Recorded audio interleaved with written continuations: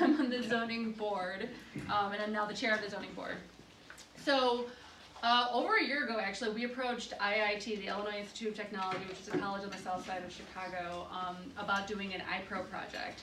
IPRO is an interprofessional project class where they bring people from multiple different majors to kind of help solve a problem.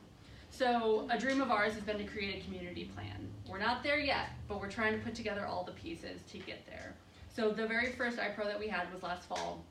We asked them to visualize the future of Chicago's Avondale community via big data that informs planning, neighborhood decision making. So this is really like the first piece of the IPRO project. I'm going to keep this super short, I promise. Avondale is this really interesting place for those of you who know.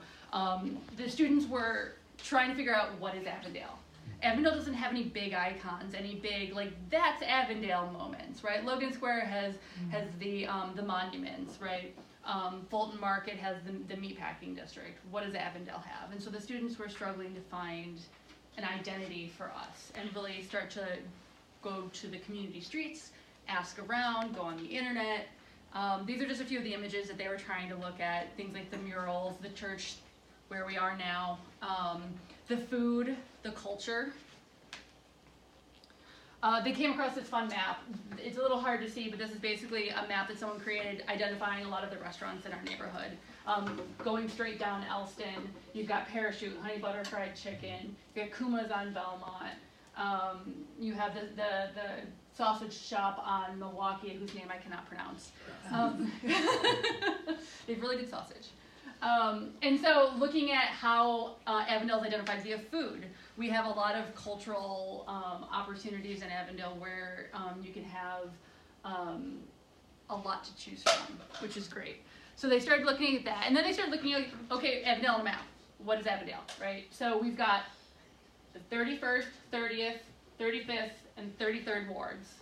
And just a smidge of the 32nd, just a smidge. So hopefully if you're in this room, you're in one of those wards. You may or may not have known we had this many wards. It's crazy. Divided by these wards is 9094, the highway.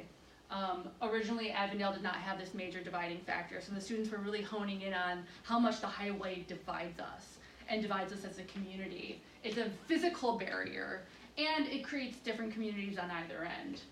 Communities in the 33rd and 35th ward and some of the 30th ward have the benefit of closer transit via the highway, via buses, via the Blue Line. When you get up to the tip of the 30th ward, you also have easy Blue Line access. And so Avondale has been known as this great blue-collar community that has really easy access. Whenever you ask folks, I always hear about, oh, it's so great to get anywhere in Avondale. So that's something that students kind of pinned on. Once they kind of wrapped their heads around what Avondale was and where we were, I started looking at the history and how things have progressed. This was the Milford Movie Theater on Pulaski in the back corner there, and now you can see the glorious CBS that stands there today. And the ballroom was upstairs too in Milford. The ballroom. Anyone in this room were you at? You weren't at, but have you heard of the Milford Movie Theater at all? Sure, heard of it. Yeah. Sure. 60 cents. Yeah. Anyone know anyone who's been there? We've been a million times. You've been there. Yeah, we were there. A million times. So the students were a little perplexed at how something seemingly so important and aesthetically pleasing could be torn down.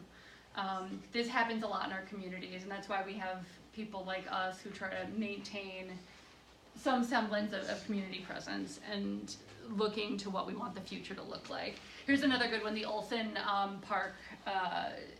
For me, it seemed like a fictitious, this is really hard to see.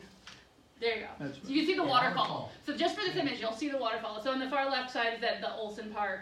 And today you'll see what is now the Marshall Fields building, which has been transformed into, there's a grocery store on the ground floor. There is Cermak, yep, yeah.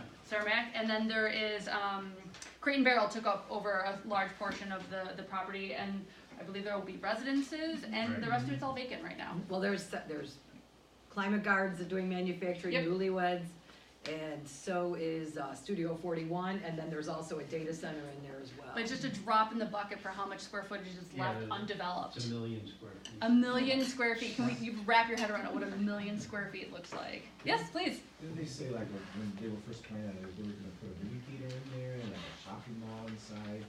Like it was supposed to be this place where you can live there and never have to leave. Live, work. Yes. Yeah, I don't know where that mind pie in the sky thought went. It would have been nice. I think that right now the residential units that are being proposed are a little bit on the higher end side and a little bit less approachable for most of us. With that 1 million square feet, I think only like a quarter of it has been developed. Correct me if I'm wrong. There's a lot of empty space. So if you have a big plan and you need a place to move in, Brands Park, we were just talking about Brands Park. Yeah. So the students were struggling to find green space in Avondale, so are we. So Brands Park is one of probably the largest parcels left.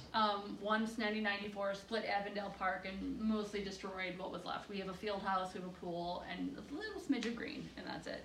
And so they really honed in on Brands Park as being like the park of Avondale, for better or worse.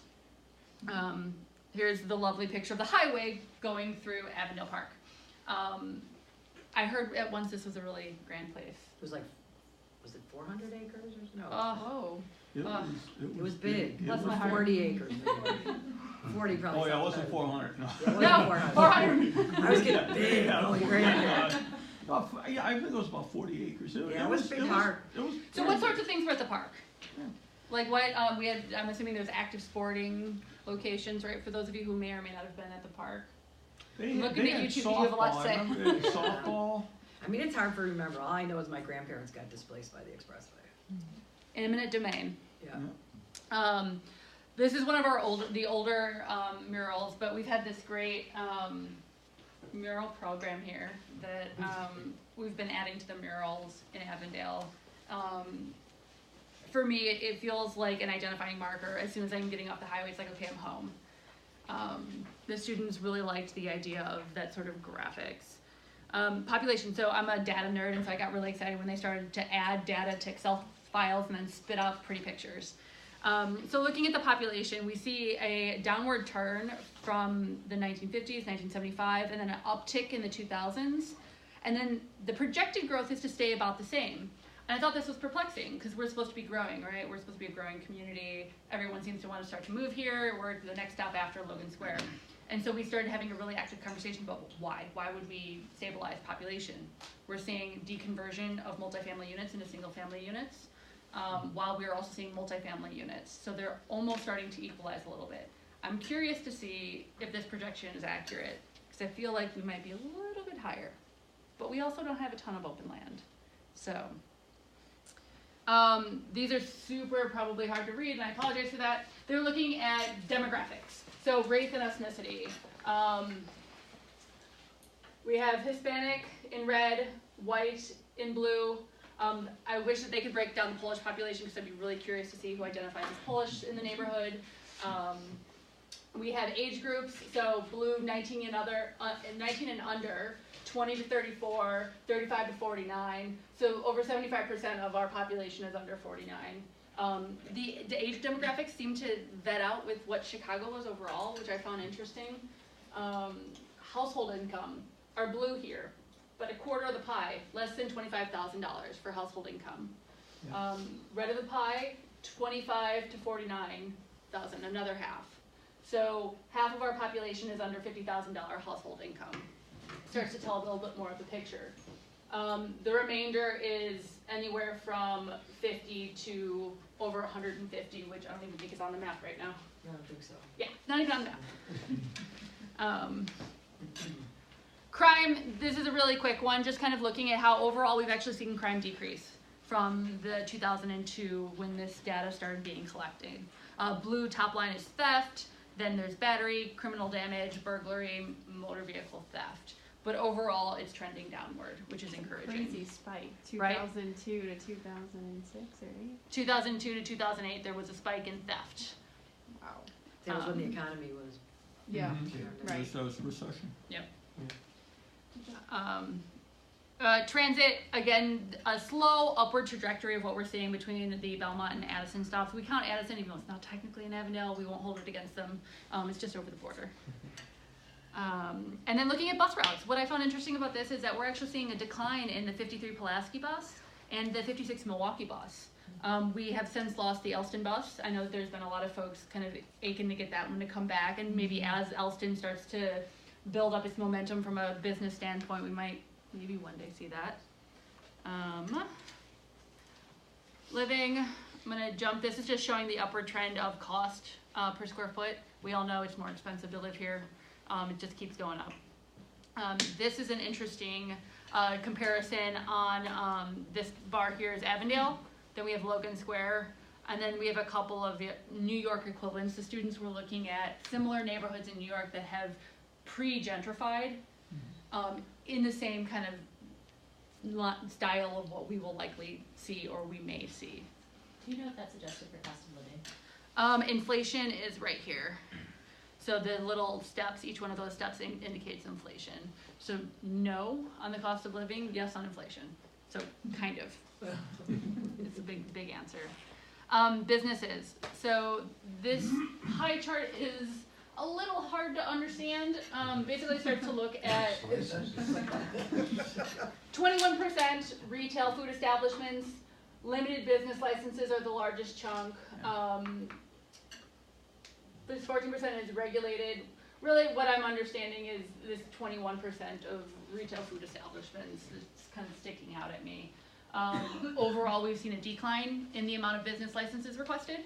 So I don't know if that means that folks aren't opening businesses, folks are having a hard time maintaining their businesses. I know we have a ton of empty storefronts right now on Milwaukee, on Belmont, on Elston.